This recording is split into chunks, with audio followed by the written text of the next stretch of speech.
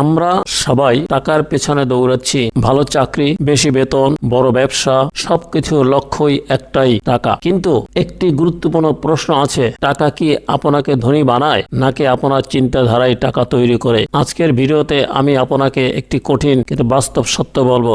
যারা শুধু টাকার পেছনে দৌড়ায় তারা সারা জীবন টাকার অভাবেই থাকে, আর যারা মেন্টালিটির পেছনে দৌড়ায় টাকা তাদের পেছনে দৌড়ায়। এই ভিডিওটি শেষ পর্যন্ত দেখুন, কারণ এখানে কোনো মোটিভেশনাল কথা নয়, থাকবে বাস্তব জীবনে প্রয়োগিক যোগ্য চিন্তা ও সিদ্ধান্ত।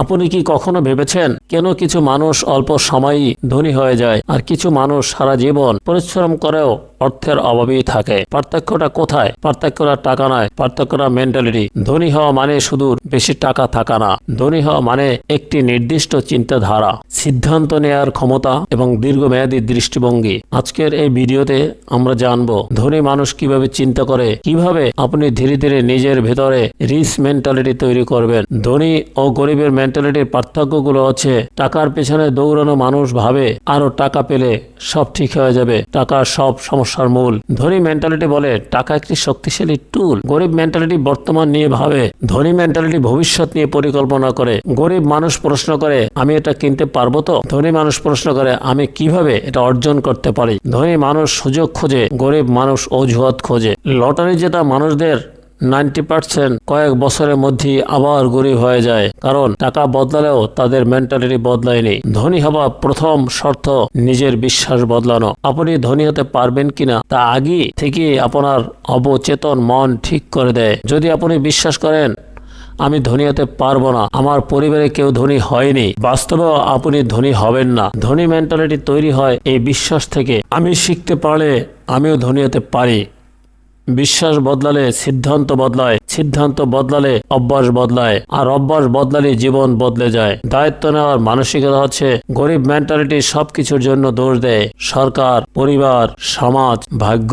ধনী মেন্টালিটি বলে আমার জীবনের সম্পূর্ণ দায়িত্ব আমার নিজের। ধনী মানুষ নিজের ব্যর্থতার দায় নিজে নেয়, কারণ সে জানে যে দায়িত্ব নেয় সেই পরিবর্তন আনে। আজ আপনি যেখানে আছেন তার জন্য অন্য কেউ না, আপনি নিজেই দায়ী। এই সত্য মেনে নিলেই ধনী হবার যাত্রা শুরু হয়। সময় বনাম টাকা, ধনীদের দৃষ্টিভঙ্গি। গরিব মানুষ সময় দিয়ে টাকা কিনে, ধনী মানুষ টাকা দিয়ে সময় কিনে।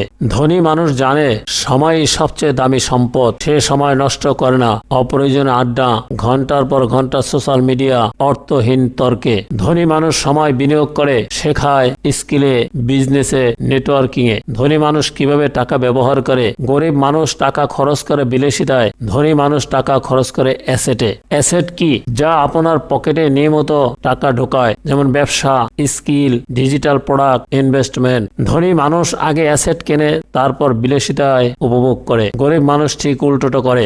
ধনী মানুষ সব সময় শিক্ষার্থী থাকে, সে ভাবে না আমি সব জানি, সে জানে আমাকে প্রতিদিন আপগ্রেড হতে হবে। বই, কোর্স, মেন্টর, এসব ধনী মানুষের কাছে খরচ না, বিনিয়োগ। যে যত বেশি শেখে সে তত বেশি আয় করার যোগ্য হয়। ঝুঁকি নেয়ার সাহস। ধনী মানুষ ঝুঁকি নেয় কিন্তু হিসাব করে, গরিব মানুষ ঝুঁকি ভয় পায়। ধনী মানুষ জানে ঝুঁকি না নিলে গ্রোথ নেই। ব্যবসা শুরু করা, নতুন স্কিল শেখা, নিজের কমফোর্ট জোন ছাড়াই হলো ধনী হওয়ার মূল চাবিকাঠি। ধৈর্য, দীর্ঘমেয়াদী চিন্তা।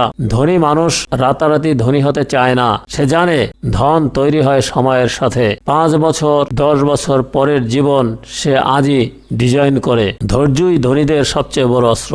সঠিক পরিবেশ ও মানুষের প্রভাব। আপনি যাদের সাথে চলেন আপনি ধীরে ধীরে তাদের মতোই হয়ে যান। ধনী হতে চাইলে পজিটিভ গ্রোথ মাইন্ডসেট, স্বপ্ন দেখা মানুষদের সাথে থাকুন। নেগেটিভ মানুষ আপনাকে নিচে টেনে ধরবে।